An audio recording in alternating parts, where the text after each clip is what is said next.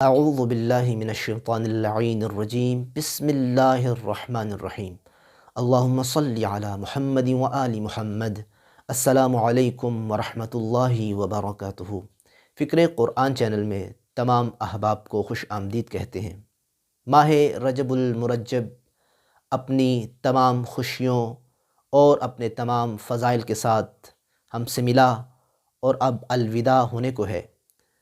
بڑے احباب کی خواہش ہوتی ہے کہ جناب ہم تو کتب کی طرف رجوع کرتے ہیں تو دل کرتا ہے کہ اس کی جو آخری شبیں ہیں، راتیں ہیں، اس میں ہم کچھ اعمال کریں، لیکن ہمارے لیے مشکل ہوتا ہے، بڑے لمبے اعمال ہوتے ہیں۔ تو آپ کوئی ایسے اعمال بتائیں کہ جو مختصر بھی ہوں اور مومنین ان کی طرف رجوع بھی کر لیں۔ ظاہر ہے کہ عربی کی بہت ساری کتب ہیں کہ جن میں ہر مومن جس کی طرف رجوع نہیں کر سکتا، تو ہم انشاءاللہ ان تمام اعمال کو مختصر طریقے سے بیان کریں گے 27 رجب المرجب کے حوالے سے، کہ بہت عظیم شب ہے جس کو شب بعثت کہا جاتا ہے۔ اس میں بہت زیادہ بڑے عظمت والے اور فضیلت والے اعمال ہیں، تو ہم ان اعمال کو انشاءاللہ آپ کی بارگاہ میں پیش کریں گے۔ اس شب کے بارے میں، اس کی اہمیت کے بارے میں آپ اس روایت سے اندازہ لگا سکتے ہیں کہ حضرت امام محمد تقی علیہ السلام ارشاد فرمایا کرتے تھے کہ اے میرے صحابیوں، یاد رکھو ایک ایسی شب بھی اللہ تعالیٰ نے ماہ رجب المرجب میں رکھی ہے کہ جو ان تمام چیزوں سے افضل ہے کہ جن پہ سورج کی شعاعیں پڑتی ہیں۔ جہاں جہاں سورج پڑتا ہے، اس کی شعاعیں پڑتی ہیں، اس کی روشنی پڑتی ہے، ان تمام چیزوں سے وہ شب افضل ہے۔ اور اس شب میں ایک ایسا عمل بھی ہے کہ جو ان تمام چیزوں سے افضل ہے کہ جہاں تک سورج کی روشنی جاتی ہے۔ صحابی پوچھتا ہے کہ یا ابن رسول اللہ، وہ کون سی شب ہے اور وہ کون سا عمل ہے جس کی اتنی عظمت؟ تو میرے مولا نے ارشاد فرمایا وہ 27 رجب المرجب کی شب ہے کہ جب اللہ تعالیٰ نے اپنے اس محبوب کو کائنات کی طرف اپنا نمائندہ بنا کے بھیجا، مبعوث کیا، کہ جو انک لعلی خلق عظیم پہ فائز ہے۔ وہ 27 رجب المرجب کی شب ہے۔ تو کہا کہ یا ابن رسول اللہ، پھر یہ بھی بیان کریں وہ عمل کون سا ہے کہ جو اتنا افضل ہے؟ فرمایا وہ عمل یہ ہے کہ جب تم نماز عشاء پڑھ لو، نماز عشاء پڑھ کے سو جاؤ اور آدھی رات کو اپنے بستر کو چھوڑو اور پھر 12 رکعت نماز پڑھو۔ 12 رکعت نماز پڑھو۔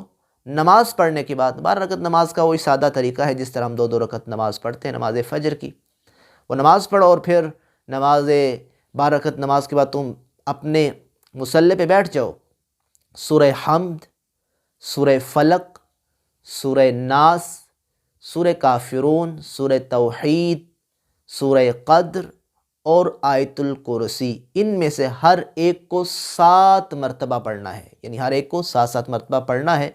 تو جب یہ عمل کر لو گے تو یہ عمل کہا ہر اس چیز سے بہتر ہے کہ جس پر آفتاب چمکتا ہے۔